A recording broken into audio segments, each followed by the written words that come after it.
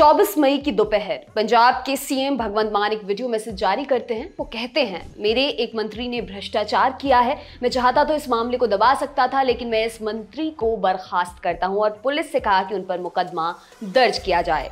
भगवंत मान के इस कदम के बाद कहा गया, ये तो अनप्रेसिडेंटेड है, यानी अभूतपूर्व। लेकिन ऐसा है नहीं। कुछ साल पीछे लौटिए, 7 साल पीछे। 9 अक्टूबर 2015 दिल्ली के मुख्यमंत्री अरविंद केजरीवाल एक प्रेस कॉन्फ्रेंस करते हैं। वो कहते हैं कि मेरी सरकार के एक मंत्री पर भ्रष्टाचार के आरोप लगे हैं, पर मैं अपने मंत्री को बचाऊंगा नहीं, मैं उन्हें बर्खास्त करता हूं। केजरीवाल की तरह भगवंत मान ने अपने स्वास्थ्य मंत्री विजय सिंगला को बर्खास्त किया और 2015 में अरविंद केजरीवाल ने अपने जिस मंत्री को बर्खास्त किया था, उनका नाम है असीम अहमद खान। असीम पर लगे भ्रष्टाचार के केस की जांच केजरीवाल ने सीबीआई को सौंप दी थी, लेकिन सवाल ये है कि क्या असीम अहमद ने सही में भ्रष्टाचार किया था? असीम अभी जेल में है या बाहर, हम आपको बताते हैं। पहले पूरा मामला जानिए। असीम अहमद खान दिल्ली के मटिया महल से विधायक थे। दिल्ली के सीएम अरविंद केजरीवाल ने उन्हें 2 मंत्रालय दिए थे, खाद्य आपूर्ति और पर्यावरण मंत्रालय। लेकिन सीएम केजरीवाल ने प्रेस कॉन्फ्रेंस कर कहा कि असीम अहमद बिल्डर से अवैध निर्माण के बदले में घूस मांग रहे थे। प्रेस कॉन्फ्रेंस में केजरीवाल ने मीडिया को एक ऑडियो क्लिप भी सौंपी थी। कहा था 1 घंटे लंबी इस ऑडियो क्लिप को उन्होंने सीबीआई को सौंप दिया है। अब आते हैं साल 2016 पर। इस बार असीम अहमद ने एक प्रेस कॉन्फ्रेंस की। आज तक की खबर के मुताबिक असीम ने कहा कि उन्हें दिल्ली के सीएम अरविंद केजरीवाल और उनके करीबियों से जान का खतरा है। सीबीआई जांच करती है, चार्जशीट कोर्ट में दायर होती है। सीबीआई की स्पेशल कोर्ट में अप्रैल 2018 में सुनवाई पूरी होती है। कोर्ट का फैसला आया और असीम अहमद खान को बाइज्जत बरी कर दिया गया। उन पर लगे सारे आरोप गलत साबित हुए। द हिंदू की खबर के मुताबिक बाद में असीम अहमद ने कहा था, मेरे और पार्टी के बीच कुछ गलतफहमी हो गई, लेकिन मैं पार्टी के साथ हर मुश्किल में खड़ा रहा। ये एक मैसेज है पूरे समुदाय के लिए, जैसे पार्टी मेरे साथ खड़ी रही वैसे ही आप सबके साथ खड़ी है। ये गौर करने वाली बात है कि भगवंत मान सरकार में मंत्री रहे विजय सिंगला भी गिरफ्तारी के वक्त कुछ ऐसा ही कह रहे थे। असीम अहमद के पुराने दिनों पर लौट आते हैं। जुलाई 2019 में केजरीवाल सरकार ने असीम अहमद को दिल्ली स्टेट हज कमेटी का चेयरमैन बना दिया। 8 सदस्यों की इस कमेटी में कुर्सी असीम अहमद को मिली। द हिंदू की खबर के मुताबिक इस पर आम आदमी पार्टी के प्रवक्ता कहते हैं कि जब असीम पर आरोप लगे थे तो उन पर केजरीवाल सरकार ने कार्रवाई की, लेकिन अब तो जांच हो गई है और जांच दिल्ली सरकार की एजेंसी ने नहीं बल्कि केंद्र सरकार की एजेंसी ने की और असीम दोषमुक्त पाए गए। ऐसे में उन पर कोई शक शिकवा, इसका कोई सवाल नहीं उठता। कहा जाता है कि जांच में दोषमुक्त पाए जाने के बाद असीम ने लोकसभा चुनाव में आम आदमी पार्टी का जमकर प्रचार किया था, उसी का फल उनको मिला। हालांकि असीम 2020 के विधानसभा चुनाव में पार्टी से दोबारा टिकट की उम्मीद कर रहे थे, लेकिन ऐसा हुआ नहीं। केजरीवाल ने असीम का पत्ता काटते हुए मटिया महल विधानसभा से शोएब इकबाल को टिकट दिया। इसे लेकर दी लल्लन टॉप के संवाददाता सौरभ त्रिवेदी ने असीम अहमद से बात की। सुनिए। असीम जी, 2015 में आप पर आरोप लगे थे कि आपने भ्रष्टाचार किया है। अरविंद केजरीवाल जी ने प्रेस कॉन्फ्रेंस की थी, केजरीवाल जी सीएम थे, प्रेस कॉन्फ्रेंस की थी, आप पर आरोप लगाए थे कि आपने घूस ली है और आपको बर्खास्त कर दिया था अपनी कैबिनेट से। उसके बाद सीबीआई जांच हुई थी। क्या था पूरा मामला, आप बताएं। देखिए, पार्टी के कार्यकर्ता ने एक सीडी जनाब अरविंद केजरीवाल साहब को दी थी। एक झूठा इल्जाम लगाते हुए अरविंद केजरीवाल साहब को एक सीडी दी थी और जिस सीडी को सुनकर अरविंद केजरीवाल साहब ने, जो हमारे मुख्यमंत्री थे, उन्होंने उस टाइम मुझे मंत्रिमंडल से बर्खास्त किया और मेरी सीबीआई इंक्वायरी दी। 28 अप्रैल 2018 को सीबीआई कोर्ट ने मुझे बाइज्जत बरी किया और उसमें ये पाया गया कि जो सीडी है वो एडिटिंग थी, जो सीडी थी उसके अंदर उसमें एडिटेड किया हुआ था। और 28 अप्रैल 2018 ये मेरे ख्याल से सभी चैनल्स पे चला भी था। मुझे क्लीन चिट मिल चुकी है। आज मुझे ये देख के अफसोस हो रहा है कि आज भी कुछ न्यूज चैनल मेरी इस तरह की चीज चला रहे हैं, तो मैं समझता हूं ये कानूनी तौर पर ठीक नहीं है। जब एक चीज के अंदर मैं बाइज्जत बरी हो चुका हूं और जो चैनल आज भी मुझे करप्ट एंगल से मतलब ये चला रहे हैं, तो वो ठीक नहीं है। पार्टी की तरफ से आरोप लगाए गए थे आप पर कि आपने भ्रष्टाचार किया है, फिर आप बरी हुए, कैसा लगा आपको? और पार्टी की तरफ से क्या रिस्पांस था जब आपका आरोप मुक्त हुए? जब आप पॉलिटिक्स में, आपको पॉलिटिक्स के अंदर अपने ही कुछ लोगों ने एक गेम प्लान किया। हमारी पार्टी के कुछ कार्यकर्ता थे, कुछ हमारे अपनी पार्टी के ही लोग थे। एक इंटरनल पॉलिटिक्स का शिकार हुआ था मैं, और ये ऊपर वाले का शुक्र एहसान रहा कि राइट टाइम मतलब सारी जांच हुई, सीबीआई ने पूरी जांच करी और सीबीआई ने क्लीन चिट सीबीआई कोर्ट के अंदर दाखिल करी और सीबीआई कोर्ट ने मुझे उसके अंदर बाइज्जत बरी किया।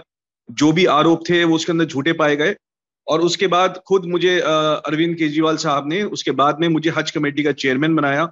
जब मुझे सीबीआई की क्लीन चिट मिल गई तो पार्टी ने मुझे फिर दोबारा पूरी इज्जत दी और मुझे चेयरमैन हज कमेटी 2018 में मुझे बनाया गया, जो मेरा कार्यकाल 2020 तक रहा, 2 साल तक। ऐसा मतलब खबरों में ऐसा चलता है कि आपने 2019 का जो लोकसभा चुनाव था उसमें पार्टी के लिए काफी काम करा, तो उसका फल आपको मिला, हज कमेटी का आपको चेयरमैन बना दिया गया था, तो ये सही है ये? देखिए, पार्टी का कोई भी इलेक्शन हो, चाहे एमसीडी का इलेक्शन हो या एमएलए का इलेक्शन हो या एमपी इलेक्शन हो, जब हम एक पार्टी के साथ में है, एक पार्टी के मेंबर हैं, एक पार्टी के कार्यकर्ता हैं, एक पार्टी हमारी फैमिली की तरह है, तो कोई भी इलेक्शन आएगा उसमें हम काम करेंगे करेंगे, और इस लालच से काम नहीं करेंगे कि पार्टी हमें कुछ देगी या हमें कोई फल मिलेगा।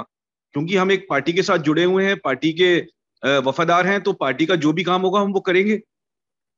ये कह देना गलत है कि एमपी इलेक्शन में काम किया उसके बदले हज कमेटी मिली, ये सब कहना गलत होगा।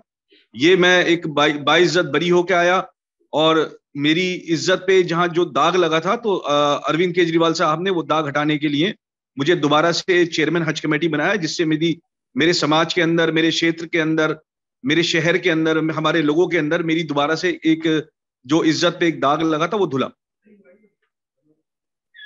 अच्छा, अभी आप कह रहे थे कि केजरीवाल जी ने ही आपको सम्मान दिया, बुलाया दोबारा और सम्मान दिया, लेकिन 2016 में एक केस आया था जिसमें आपने प्रेस कॉन्फ्रेंस की थी कि केजरीवाल जी से आपको जान का खतरा है और आम आदमी पार्टी के लोग आपको टारगेट कर रहे हैं, आपके परिवार को टारगेट कर रहे हैं। जी हाँ, बिल्कुल। मैंने बताया ना कि पार्टी के अंदर ही कुछ कार्यकर्ता थे जो एक बहुत डर्टी पॉलिटिक्स खेल रहे थे, और तो जाहिर बात है जब एक पार्टी के कार्यकर्ताओं की ही इंटरनल पॉलिटिक्स की वजह से मुझे सस्पेंड किया गया था मंत्रिमंडल से, तो वही पार्टी के कार्यकर्ता मेरी फैमिली के खिलाफ, मेरे फादर के खिलाफ, मेरे खिलाफ काफी साजिशें कर रहे थे। तो डेफिनेटली जो चीज थी मैंने उस टाइम में बताई थी कि पार्टी से कहीं ना कहीं मुझे खतरा था, लेकिन उसमें यह जरूर था कि शायद वो जो चीज थी वो नीचे कार्यकर्ता लेवल पे थी, या पार्टी के कुछ और लोग इसके अंदर इन्वॉल्व थे, क्योंकि मिसअंडरस्टैंडिंग काफी हुई थी उस टाइम में। तो हमें तो मतलब जो चीज सही लगी हमने उस टाइम में कही, लेकिन बाद में वो सब चीजें क्लियर निकल के सामने आई कि हमें भी कहीं ना कहीं कुछ गलत ट्रैप किया गया, और एक पार्टी में हमारी गलत छवि पेश की गई, और हम तक अरविंद जी की गलत छवि पहुंचाई गई, अरविंद जी की गलत बातें हम तक पहुंचाई गई। तो उसमें कहीं ना कहीं कुछ पार्टी के कार्यकर्ता दोषी हैं, लेकिन अफसोस की बात यह है कि वो कार्यकर्ता आज भी पार्टी में हैं। केजरीवाल जी से बातचीत हुई थी आपकी इस बारे में?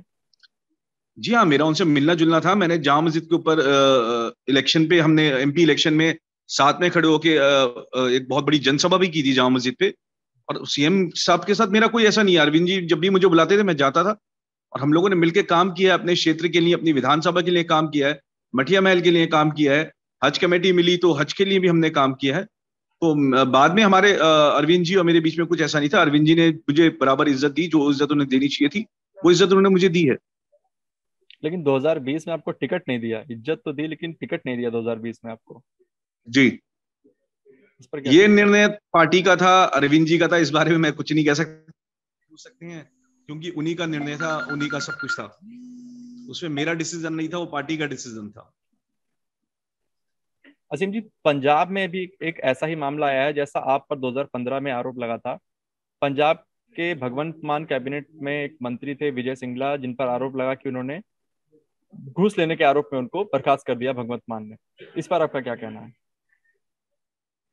देखिए, इस पर मैं यही कहना चाहूंगा कि किसी भी इंसान के ऊपर डिसीजन लेना, उसकी छवि खराब कर देना, उसको एक डैमेज कर देना, उसका पॉलिटिकल कैरियर खत्म कर देना, तो इतनी जल्दबाजी नहीं करनी चाहिए। आपने कहा कि मैंने 10 दिन में उसको जांचा परखा, मुझे लगता है 10 दिन में कोई जांच पूरी नहीं होती, और राजनीति में सब एक दूसरे के खिलाफ साजिशें करते रहते हैं। तो मेरा कहना यही है कि जिसको भी हटाया, अगर उसके खिलाफ कोई पुख्ता सबूत थे तो उसकी पहले जांच कराई जाए, और जांच कराने के बाद उस पर जो एक्शन बनता है वो किया जाए। बट जल्दबाजी के अंदर अगर हो सकता है वो इंसान बाद में बेगुनाह निकले, तो जो उसको डैमेज हुआ उसका नुकसान कौन भरेगा? उसके समाज के अंदर उसकी बेइज्जती हुई, उसके शहर में, उसकी विधानसभा में। तो कोई भी डिसीजन लेने से पहले, चाहे वो भगवंत मान साहब हो या जो भी हो, एक बार पूरी तरह से उसको जांच कर लें कि जो चीजें हैं, जो तथ्य हैं, जो सबूत हैं, वो सच हैं, कहीं फैब्रिकेटेड तो नहीं है। बाद में पता चलता है वो चीजें घुमा फिरा के फैब्रिकेट की गई थी। क्योंकि एक बात मैं आपको बता दूं, जब एक इंसान मिनिस्टर बनता है तो अपने खुद के 20 एमएलए उसके दुश्मन बने हुए होते हैं कि इसको हटा के हमें मंत्री बनना है। तो मंत्री बनने की हौड़ में एक दूसरे को नुकसान भी पहुंचाते हैं, एक दूसरे के खिलाफ साजिशें भी करते हैं और झूठे सबूत तक बनाए जाते हैं, जैसे मेरे केस में हुआ। तो आपको क्या लगता है कि पंजाब में भी कुछ वैसा ही हुआ जैसा आपके साथ हुआ था? देखिए, मैं इस बारे में कुछ नहीं कह सकता क्योंकि मुझे पंजाब का बिल्कुल भी आइडिया नहीं है और जिन एमएलए पे ये आरोप लगा मैं उनको भी नहीं जानता हूं। अगर भगवंत मान जी ने कोई डिसीजन लिया है तो जाहिर बात है उन्होंने कुछ ना कुछ देखा होगा। अब ये तो वही ज्यादा बेटर बता सकते हैं उन्होंने क्या चीज देख के हटाया। मैंने तो, मुझे कुछ इस बारे में आइडिया नहीं है, तो इस बारे में मेरा कुछ भी बोलना ठीक नहीं होगा। आप अभी आम आदमी पार्टी में हैं? जी हाँ, पार्टी में ही हूँ अभी। तो अभी आप पार्टी के लिए सक्रिय कार्यकर्ता हैं या? नहीं, मैं कार्यकर्ता जरूर हूँ, सक्रिय अभी नहीं हूँ क्योंकि मेरे अपना कुछ काम है, मैं उसमें बिजी चल रहा हूँ। सक्रिय नहीं हूँ बट हूँ पार्टी के साथ। तो अभी आगे आप अपनी रणनीति कैसे देखते हैं? आम आदमी पार्टी के साथ ही रहेंगे? देखिए, आगे का तो कल का भी किसी को नहीं पता। कोरोना के दौर के अंदर अब कुछ नहीं कह सकते कि कल क्या होने वाला है। अब तो इंसान की जान का भरोसा भी नहीं है कोरोना के दौर के अंदर। आगे क्या होगा क्या नहीं होगा, जो ऊपर वाले ने तकदीर में लिखा है वो होगा, वो देखेंगे जो भी होगा। असीम ने हमें यह भी बताया कि फिलहाल वो अपने बिजनेस के सिलसिले में विदेश में हैं। आपके लिए खबर लिखी हमारे साथी सौरभ त्रिवेदी ने। मेरा नाम है दिव्यांशी। देखते रहिए दी लंदन टॉप। शुक्रिया।